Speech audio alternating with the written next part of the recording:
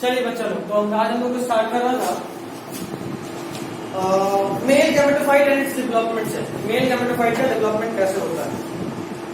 अगर हम बात करें पॉलन ग्रेन का, तो पॉलन ग्रेन को सबसे बेहतर तरीके से हम डिफाइन कर सकते हैं partially developed male gametophyte. Pollen grain एक पार्शियली डेवलप्ड मेल गैमेटोफाइट है। पार्शियली यानी पूरे तरीके से नहीं डेवलपमेंट हुआ है, कुछ जगह पे डेवलपमेंट है, कहीं डेवलपमेंट नहीं है। नेक्स्ट इज सेल जो माइक्रोस्पोर का है वो दो सेल में डिवाइड करता है। जैसे मान लो ये पॉलन ग्रेन है, देखना ये जो पॉलन ग्रेन, अगर ये पॉलन ग्रेन का पेरेंट क्या था, microspore mother cell, last class वाला डिवाइड अगर हो तो माइक्रोस्पोर मदर सेल।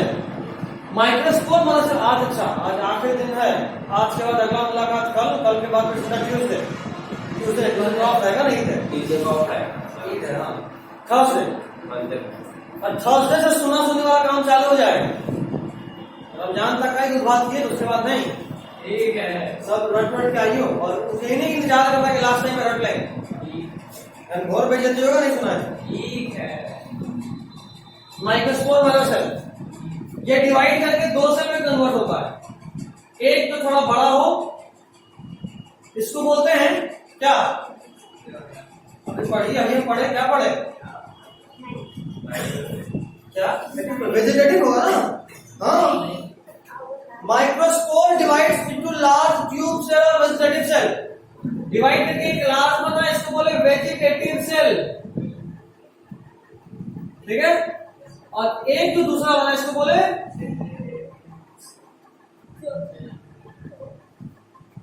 दो बना, एक वेजिटेटिव सेल और एक जेनरेटिव सेल। वेजिटेटिव सेल का एक और नाम है, इसको ट्यूब सेल भी बोलते हैं। ध्यान रखना, नीट में पूछा हुआ सवाल है, बोर्ड में भी पूछा हुआ है। Generative cell floats on the cytoplasm of vegetative cell. Generative cell floats on the cytoplasm of vegetative cell. ये जो जेनरेटिव सेल है इतना छोटा होता है कि वेजिटेटिव सेल के साइटोप्लाज्म में तैर रहा होता है, ठीक है। सब एनसीईआरटी कराएंगे। Cells of microscope divides into large tube cell or vegetative cell with large tube nucleus and a smaller generative cell। मिला, जो भी हम बताया जनरेटिव सेल छोटा होता है। सेकंड लास्ट लाइन देखो, सेकंड लास्ट लाइन हेडिंग का मिला। Mail gametophyte and its development देख रहे हो, ग्रीन से लिखा हुआ, उस वाले में सेकंड लाइन मिला, नहीं मिला, कौन सा देख रहा है, सबसे ऊपर में पॉलन ग्रेन हेडिंग है, यस, उसी में नीचे में देखो ग्रीन से लिखा हुआ है male gametophyte and its development, एकदम नीचे में मिल गया। उसमें दूसरा पॉइंट देखो, cell with microspore divides into large tube cell और vegetative cell with large tube nucleus and a small generative cell. मिला, माइक्रोस्पोर मदर सेल का देखना, माइक्रोस्कोप मदर सेल डिवाइड करा, एक बना जो बड़ा था वेजिटेटिव सेल या इसको ट्यूब सेल बोले, जिसका न्यूक्लियस बड़ा होता है। दूसरा बना जनरेटिव सेल जो बहुत छोटा होता है, ठीक। वेजिटेटिव सेल कायदे से बेकार है, कोई खास काम नहीं है, क्या काम आएगा आगे पढ़ लेंगे। और जनरेटिव सेल ही वो सेल है जो बाद में पॉलन मेल गैमेट बनाता है। जनरेटिव सेल ही मेल गैमेट बनाता है। अगला point, vegetative cell is bigger, जैसा कि मैं आपको बताया, it has abundant food reserve. खूब सारा फूड रिजर्व होता है, बड़ा है, इसका काम है फूड रिजर्व करके रखना, ताकि जो मेल गैमेट या पॉलन ग्रेन जब तक बन रहा हो तो जिंदा रह सके खाना खा के, ठीक है। Has abundant food reserve and large irregularly shaped nucleus. Large irregularly shaped nucleus, बड़ा है और इरेगुलर है। इरेगुलर यानी न्यूक्लियस का कोई फिक्स शेप नहीं है, अमीबा की तरह शेप कभी कुछ बदलता रहेगा, ठीक है। नेक्स्ट पॉइंट जो हम बोले अभी, the generative cell is small and floats in the cytoplasm of vegetative cell. बताया ना, ये जनरेटिव सेल बहुत छोटा होता है और ये फ्लोट कर रहा होता है वेजिटेटिव सेल के साइटोप्लाज्म में। एक और बात इंपॉर्टेंट है, इसका न्यूक्लियस कैसा था,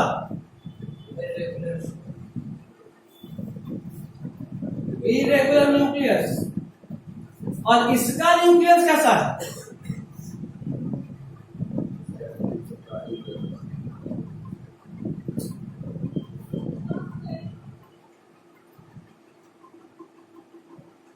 स्पिंडल से भाला की तरह। भाला का खास बात क्या होता है? अगर भाला बनाए तो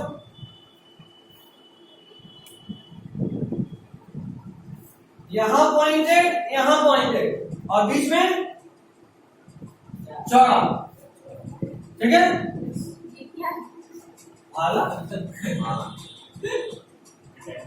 कभी देखी? आज तक कभी रामायण महाभारत नहीं देखी? तो उसमें से लेके घुमा रहा था और भाला ही होता है। हाँ ठीक है। ये डायग्राम हम इसलिए भी बनाए क्योंकि ऐसा ही डायग्राम 11th के एनिमल किंगडम में पढ़ोगे। लैंडस्लाइड याद आ रहा है? लैंडस्लाइड, एम्फिऑक्सस याद आ रहा है? जूता खोल के 10 जूता मारो और एक जूता गिनो।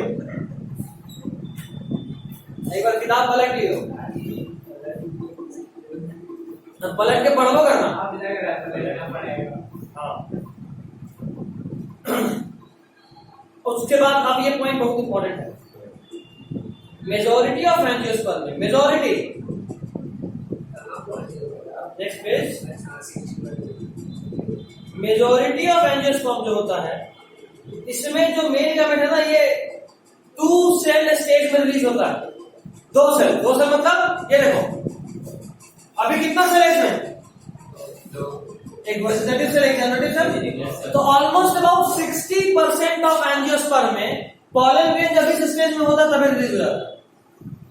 और बाकी का जो 40% उसमें क्या होता है, ये फिर से डिवाइड करता है।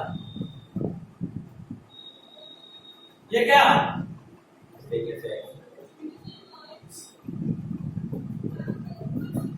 वेजिटेटिव सेल, और जो बचा छोटा सा वो क्या? Generative cell. तो इस केस में ये जो जनरेटिव सेल है ये भी 2 में डिवाइड कर जाता है। तो अब टोटल कितना सेल हो गया?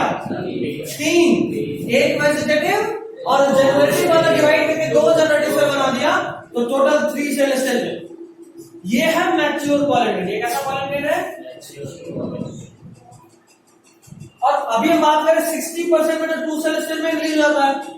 इसलिए हम बोले थे कि ये पार्शियली डेवलप है, पूरा डेवलपमेंट अभी नहीं हुआ, ये फुली डेवलप। तो अब बताओ, जिसमें 2 सेल में होगा रिलीज, उसमें क्या होता है ना कि ये पॉलन में गया, स्टिग्मा पे लैंड करा, और जब इसमें से पॉलन ट्यूब ग्रो करेगा ना, पॉलन ट्यूब ग्रो करते वक्त ये जेनेटिक सेल डिवाइड करके वहां पे भी 2 जेनेटिक सेल और एक वेजिटेटिव सेल में कन्वर्ट हो जाता है। हर जगह पॉलन है तो 2 जेनेटिक सेल होगा और एक वेजिटेटिव सेल होगा। अभी क्या हो रहा था, अभी तक घर से चला था तो एक ड्राइवर और एक दूल्हा, रास्ते में जब शादी हो रहा तो एक आध को पकड़ ले, चल भाई 2 साथ में एक साथ दोनों भाई बात, ऐसा वाला कंडीशन। ये है 2 सेल। घर से चले थे 2 सेल, इसमें घर से ही 2 दूल्हा एक ड्राइवर, तीनों बाराती वाली गाड़ी में चल के निकले। दूल्हा बोलना सही है, सवाला। हाँ सवाला, ये सही है। यहाँ से एक दूल्हा एक ड्राइवर निकला, बीच रास्ते में सवाल अक्सर छोटे सा बच्चा होता है, पापा के गोद में रहा होगा, बोला बाराती नजदीक आकर चल जाओ चाचा जी के पास, है ना। यहाँ पहुंच गया तो नॉर्मली घर से चले तो 2 थे, स्टेज पे पहुंचला 3 हो गए। सवाल भाई साहब याद हो गए, यहाँ घर ही से चाचू के गोद में बैठ गए हैं, टोटल कितने हो गए? 3। ये है मैच्योर, क्योंकि फाइनली ऐसे भी चले तो अंत में तो ऐसा ही होना है स्टेज में। वो बात मेजोरिटी ऑफ एंजियोस्पर्म ऑलमोस्ट 60% इस कंडीशन में निकलता है, ठीक। 40% जो है वो इस कंडीशन में निकलता है। अच्छा, इससे कोई फर्क नहीं पड़ता, जो इस कंडीशन में भी घर से निकला वो भी स्टेज पे पहुंचते इसी कंडीशन में कन्वर्ट होता है, ठीक। अब याद रहेगा? चलो कुछ काम करके जुआ। अच्छा, पॉलन ट्यूब में बात करें। पॉलन ट्यूब में सबसे पहले जब पॉलन ट्यूब बनता है, अब जब जाना है बाराती के साथ, अब द्वार से मतलब क्या बोलते हो, एकदम द्वार लगने वाला, तो सबसे आगे कौन रहता है? ड्राइवर। अभी देखे दूल्हा खुद गाड़ी चला रहा, नहीं, आगे driver, tube nucleus, vegetative cell, लेकिन उसमें कोई वैल्यू होता है नहीं। पीछे में दोनों जनरेटिव सेल बैठे होते हैं, दूल्हे राजा और बगल में सवाला साहब, जिनका काम होता है मौला पकड़ के बैठे रहना।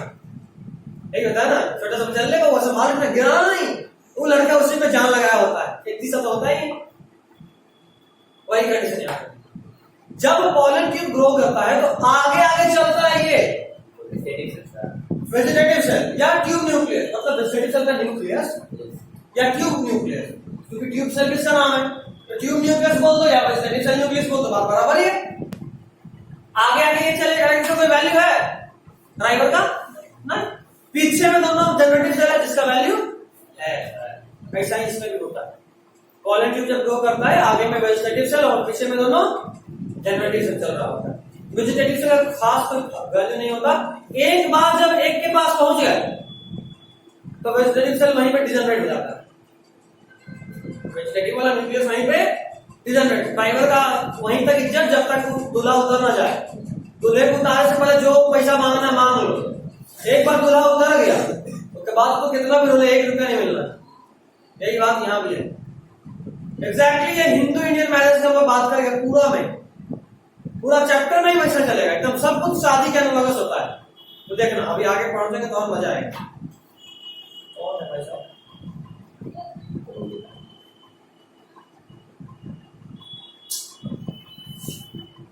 और कल की फॉल पे आ जा रहा है।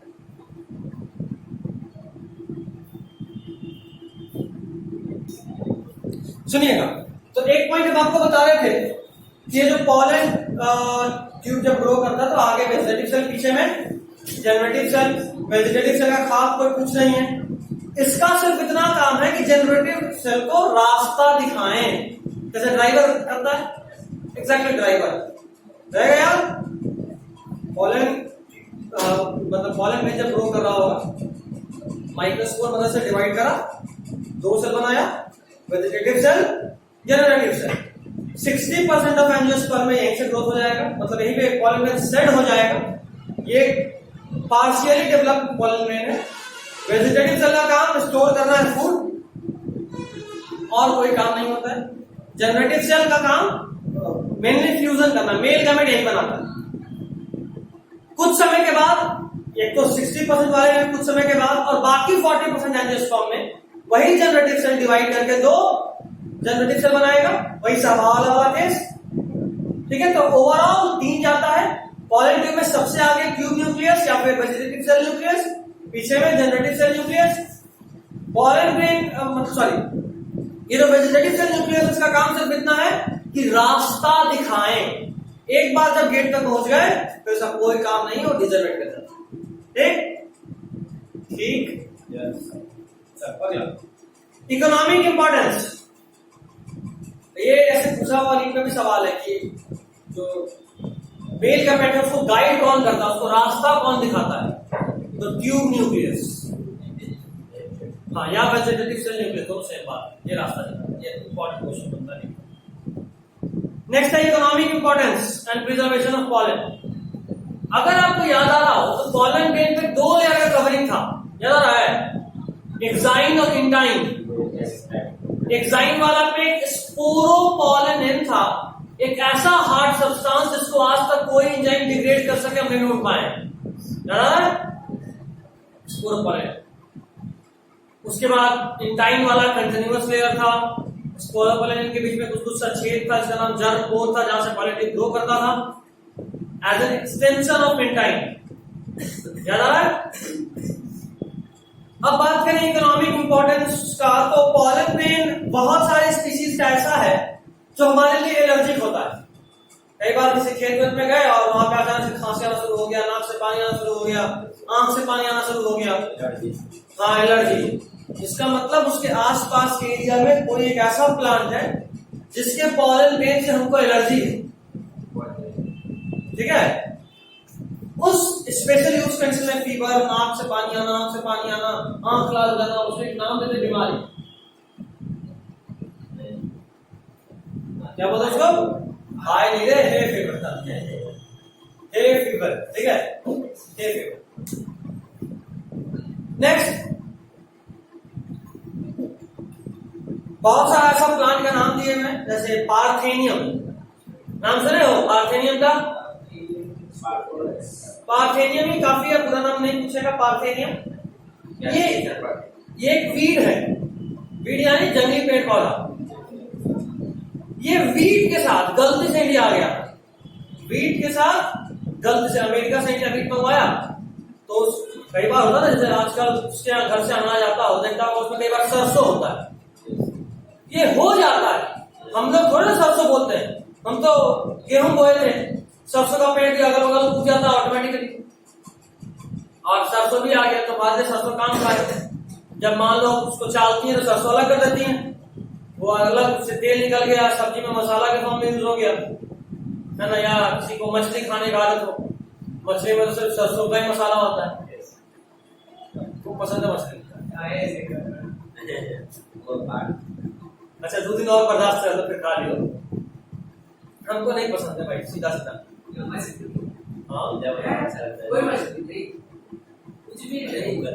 मछली एकदम नहीं, क्या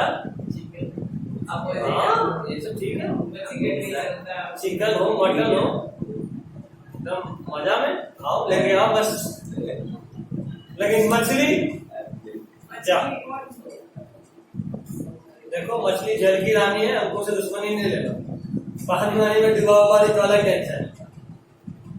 खैर, तो पार्थेनियम आया था इंडिया, वीट का कंटामिनेंट बनते, वीट के साथ कंटामिनेशन बनते, और इतनी तेजी में ग्रो करा कि आज इंडिया के हर कोने में पार्थेनियम मिलता है, और इंडिया का सबसे बड़ा दुश्मन है खेती के लिए पार्थेनियम।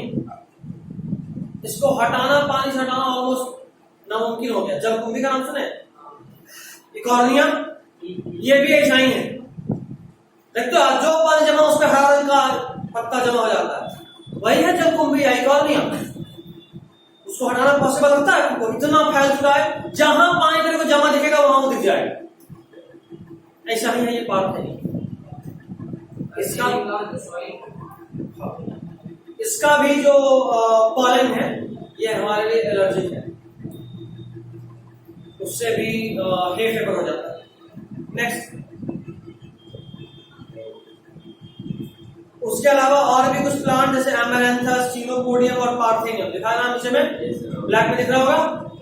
ये पूछता है नीट में, कैसे पूछता है बोर्ड में भी, एमसीक्यू में एक दे देता है, which of the following is which of the following plants pollen grain is not known to cause allergy.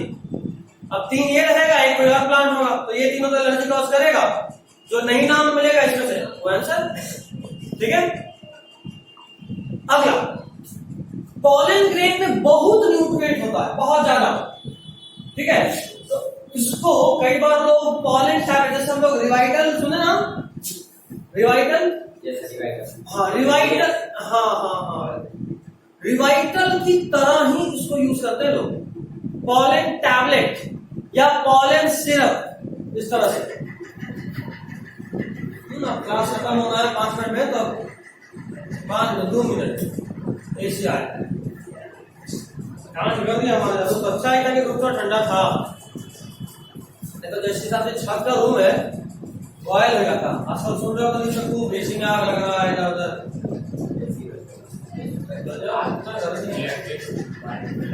Bike में लग गया, कार में लग गया, कल परसों कल भी तो है ना, किसी कार में लग गया था बेल रोड में। ना गर्मी है क्या, शॉर्ट सर्किट से, हाँ गर्मी बहुत ज्यादा है। गया टेम्परेचर ऑलमोस्ट 47 पहुंचा हुआ है, 47। मेरा भाई पटना आ गया, बोलता रहेगा 3 दिन का छुट्टी हम आ जाते हैं। यहाँ पे तो 42, ये फिर भी बर्दाश्त हो जाएगा, अब थोड़ा भी और बढ़ेगा तो बर्दाश्त नहीं होता। चल रहा है क्या, मई बात है, जून बात है, जुलाई बात है, जुलाई के अंत से थोड़ा थोड़ा बारिश होता है, तो मजा ही आना है। अप्रैल में ही गर्मी,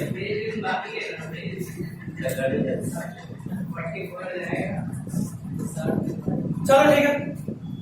तो इस बहुत एनर्जेटिक होता है, तो कई बार जो एथलीट्स होते हैं ना, वो इसको यूज करते हैं, पॉलन टैबलेट, पॉलन सिरप, कि अपना ताकत, अपना एफिशिएंसी बढ़ाया जा सके। कई बार रेस हॉर्सेस को भी खिलाया जाता है, जो रेस वाला घोड़ा होता है ना, उसको पॉलन का टैबलेट खा लेता है, दौड़ना जीत के आना है। अब एक टर्म है पॉलन वायबिलिटी। कोई पॉलन जब एक बार पेड़ से रिलीज हो गया तो कितने समय तक उसमें एबिलिटी है कि वो पॉलन ट्यूब ग्रो कर दे, और पॉलन ट्यूब ग्रो करके क्या करें, फर्टिलाइजेशन कर सके। पॉलन ट्यूब ग्रो करे और उसका मेल गैमेट जो है उसके अंदर का वो जिंदा हो ताकि फर्टिलाइजेशन कर सके। जितने समय तक उसको बोलते हैं पॉलन वायबिलिटी। जैसे मान लो कोई पॉलन आधा घंटा पहले पेड़ से रिलीज हुआ और 1-2 घंटे तक किसी पेड़ पे लैंड कर गया स्टिग्मा पे, तब तो ठीक है। अगर लैंड नहीं करा तो बेकार हो गया। तो मतलब कि उसका वायबिलिटी 1.5 घंटे था, आधे घंटे पहले रिलीज हुआ और 1 घंटा और ठीक है, 1.5 घंटा। तो अलग अलग स्पीसीज में अलग अलग समय तक होता है। जैसे अगर हम अनाज का बात करें, जैसे चावल, गेहूं, इसमें सिर्फ 30 मिनट तक होता है पॉलन वायबिलिटी। कितने देर तक? 30 मिनट। 30 मिनट में कहीं लैंड कर गया तो ठीक है, तो बेकार। ठीक। उसके बाद अगर बात करें कुछ और प्लांट जैसे रोजेसी, लेग्यूमिनेसी, सोलानेसी, इन सब फैमिली का, तो यहाँ सेवरल मंथ तक होता है, इतने महीनों तक। ठीक है। अच्छा, उसके बाद क्या पॉलन ग्रेन को प्रिजर्व करा जा सकता है? तो हाँ, इस टेक्निक को बोलते हैं क्रायो प्रिजर्वेशन। आप किसी भी सेल को लिक्विड नाइट्रोजन में -196 डिग्री सेल्सियस पर रखेंगे ना, तो सालों साल तक उसको प्रिजर्व कर सकते हैं।